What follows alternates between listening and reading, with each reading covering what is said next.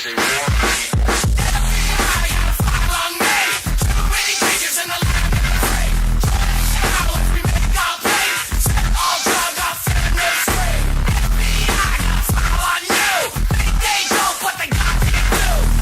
Caesarion was also recognized as the son of God in Egypt, after his mother named him co-ruling pharaoh of Egypt.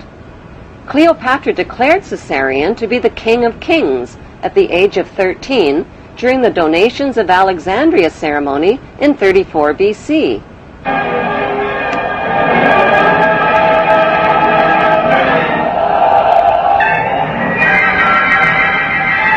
The face of history suddenly changed when Caesarion's father, Julius Caesar, was stabbed to death by his most trusted men.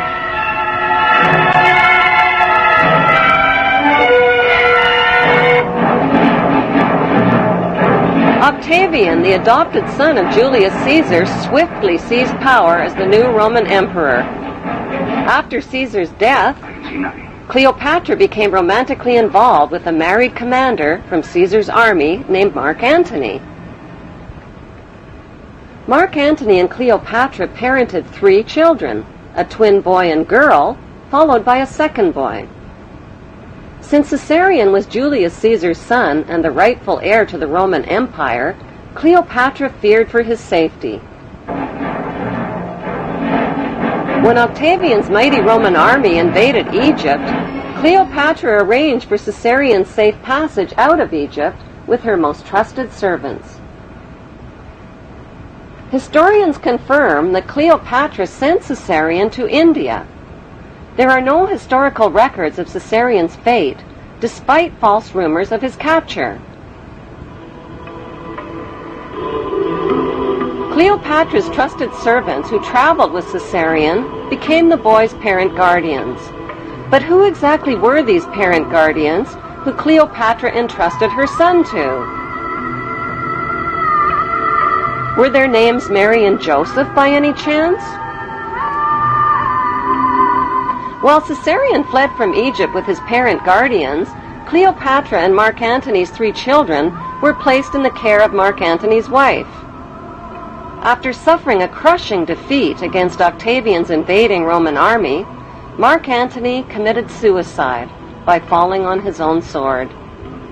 The devastated Cleopatra also committed suicide by a self-inflicted poisonous snake bite.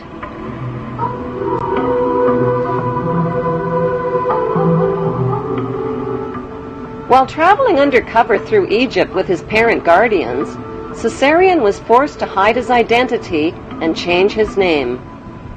The Egyptian name for Jesus is Isu, which means the son of Isis.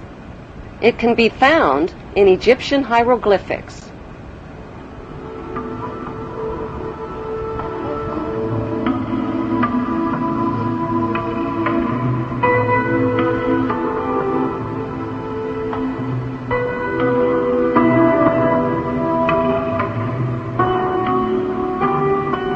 Matthew 2, verses 13 and 14 of the Bible tell a parallel story of the young child Jesus and his mother fleeing into Egypt with Joseph under the cover of night.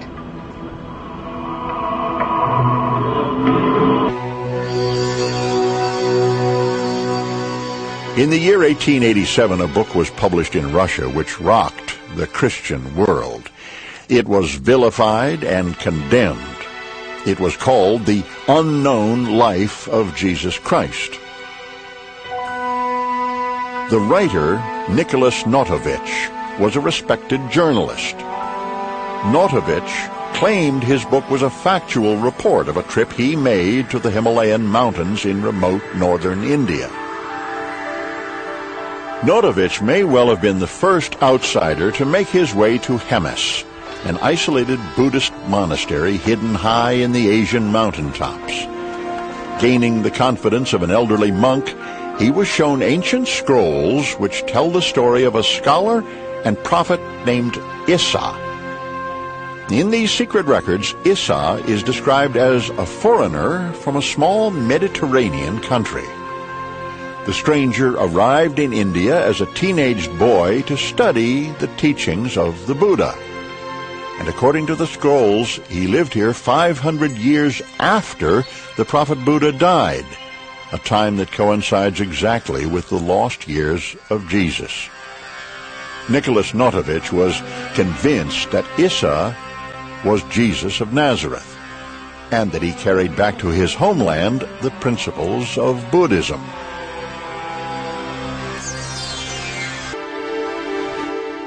Half a century after Notovich was in Hemis in 1902, a Hindu priest sought refuge in the same remote Indian monastery. He too translated the scrolls and published a work. His translation verifies the work of Notovich.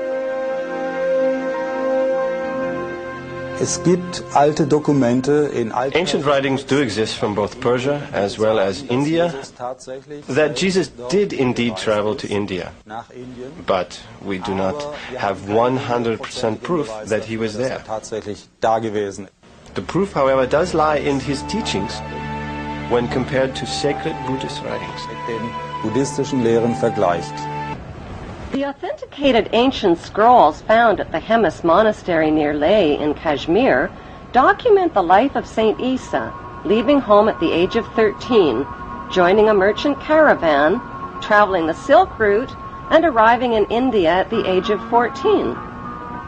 The Egyptian word for Jesus is Isu, the Greek word is Iesus, and the Arabic word for Jesus is Isa.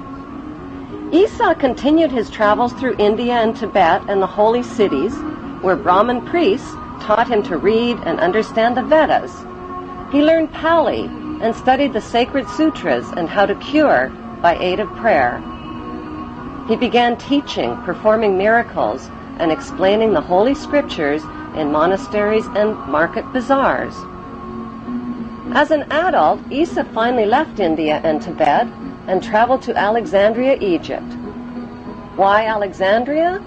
Because that's where Isa, whose previous name was Caesarion, grew up. That's where he last saw his mother, Cleopatra, alive. Isa spent 3 years in Egypt before searching for his younger half-sister and 2 younger half-brothers fathered by Mark Antony. They had inherited land in Syria.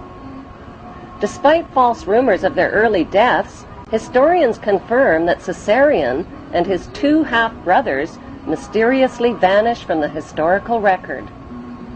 Did they really vanish, or did they just reappear in the biblical record? According to the Bible, 2 of Jesus' 12 disciples were named James and Thomas. The Bible identifies James and Thomas as full brothers. Jesus, on the other hand, is identified as their half-brother. Thomas is not only identified as Jesus' younger half-brother, he is also called Jesus' twin. But how could Thomas possibly be Jesus' younger half-brother and his twin at the same time? The historical records show that Cleopatra had 3 children fathered by Mark Antony. 2 of them were a twin boy and girl. Isa Caesarion clearly had a younger half-brother who is also a twin. At the scene of the crucifixion, there were 2 Marys present. One was Mary of Bithynia. When Roman Emperor Octavian invaded Egypt, Cleopatra sent her 13-year-old son Caesarion to India with Mary of Bithynia and Mary's wealthy uncle-husband named Joseph of Arimathea. Since Caesarion was the true heir to the Roman Empire, Emperor Octavian wanted him killed. Mary and Joseph became Caesarion's adoptive parents and later his loyal disciples.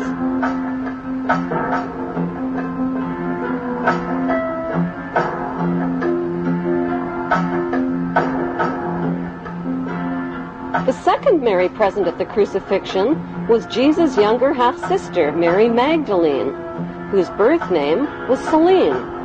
She is also identified in the Bible as Mary of Cleopas, meaning Mary of Cleopatra. Selene was the orphan daughter of Cleopatra and Mark Antony, who both committed suicide. After being captured by Emperor Octavian, Selene was raised in Octavian's royal household with her 2 brothers and with Octavian's son, Tiberius, who became the next Roman emperor. They were raised together by the emperor's sister, Octavia.